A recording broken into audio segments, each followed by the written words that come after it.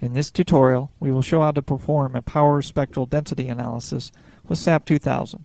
The model is a 50-foot tall pole with a random forcing function applied at the 30-foot elevation. The forcing function is a power spectral density curve with a magnitude of 300 pounds squared per hertz over the frequency range 0 to 5 hertz. The goal of the analysis is to be able to plot the spectral density curves of the results, as the square root of the area under these curves will give us the RMS values that are needed for checking and design. We start by making sure that we are working in pound-inch units.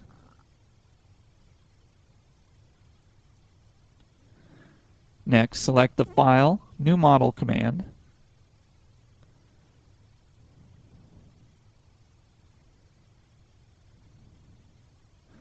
And click on the Grid Only option. We will lay out a grid with 1 space in each of the X and Y directions and 5 spaces in the Z. The spacing in the Z direction will be 10 feet or 120 inches.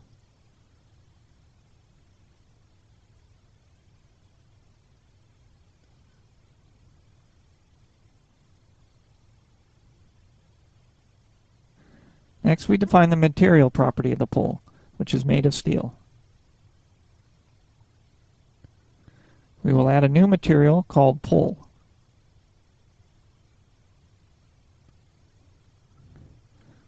The mass will be calculated from the weight of 0.28 pounds per cubic inch.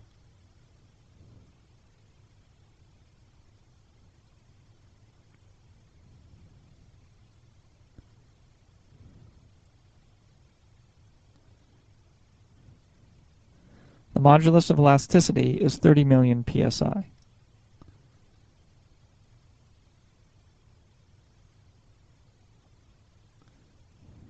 Now we will define the properties of the pole section. We start by adding a general section.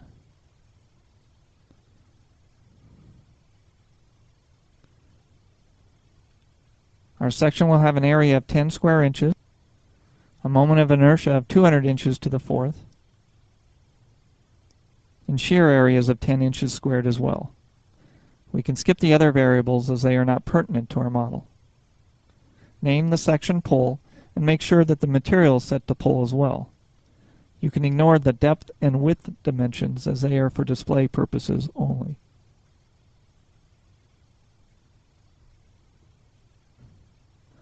Next, we can draw the pole. We will draw it as 5 segments, each 10 feet long.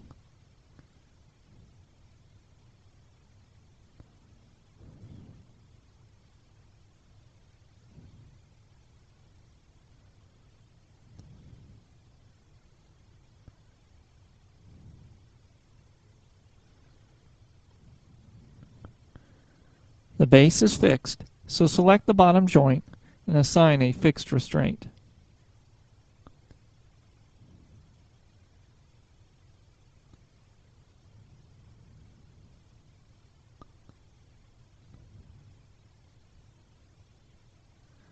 A check of the analysis cases shows that the program currently has 2 defined. We may delete the dead case as we will be doing a dynamic analysis only. Select the modal case and click on the Modify Show button. Change the maximum number of modes to 3 and click OK. For this example, we will do only a planar analysis in the XZ plane. We are now ready to run the modal analysis.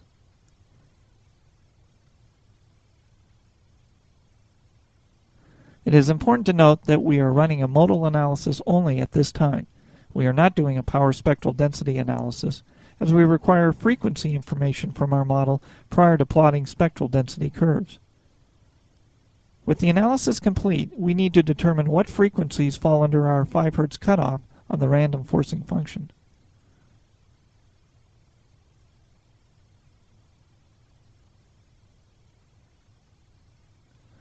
Our log shows us that just 1 out of the 3 modes at 1.389 Hz occurs below the 5 Hz cutoff.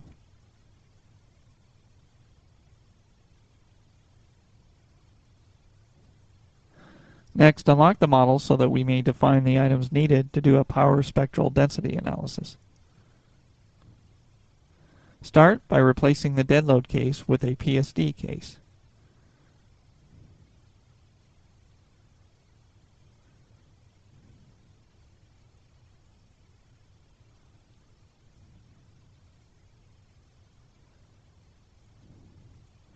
Select the joint at the 30-foot elevation and assign a unit load in the X direction.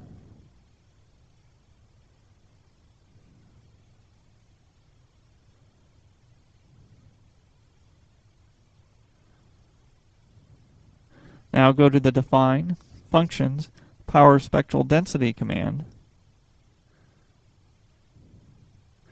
and click on the Modify Show button for the default uniform PSD function. For our analysis, the value will be 300 from 0 to 5 Hz, so modify the existing function.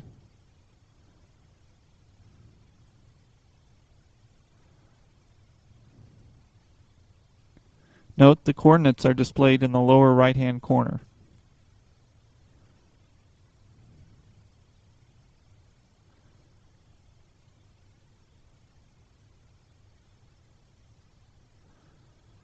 The last item to define is a PSD analysis case.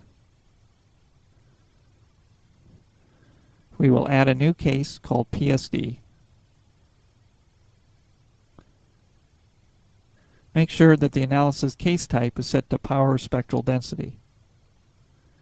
Under the loads applied, note that we will be applying the previously defined uniform PSD curve to the PSD load case, which is the unit load in the X direction. The scale factor is 1. One of the most critical steps in the data definition process is setting the frequencies. This controls the shape of the output spectral density curves, and thus ultimately the RMS values.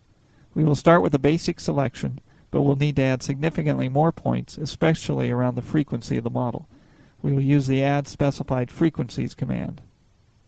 We are adding in frequencies between the whole number values of 1 through 5. It is important to add in smaller increments around the fundamental frequency of the model. Once all the frequencies are added in, note the heavy concentration around the fundamental frequency of 1.389 Hz.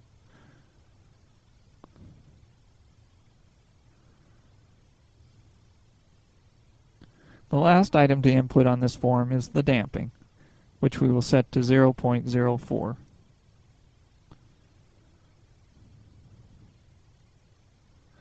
We are now ready to run the analysis for the power spectral density input.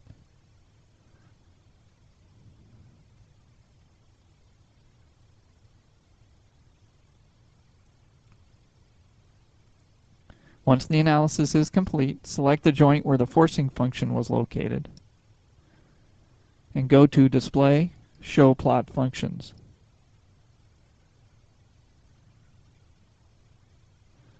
Here we will plot the spectral density curve for displacement in the X direction.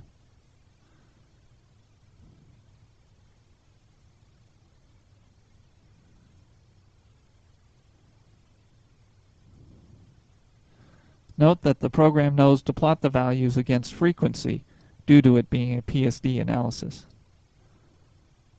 Note how narrow the curve is and why it was important to include numerous points around the fundamental frequency.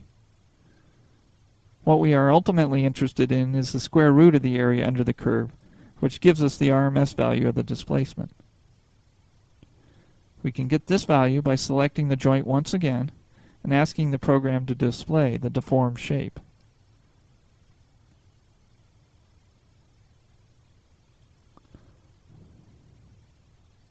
A right-click on the joint shows the RMS displacement value is 0.32 inches. A right-click on the top joint gives an RMS displacement of 0.7 inches.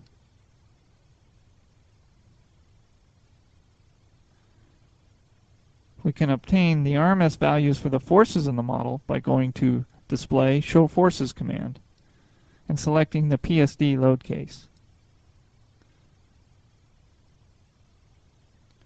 In this case, the maximum RMS moment at the base is approximately 40,000 pound-inches.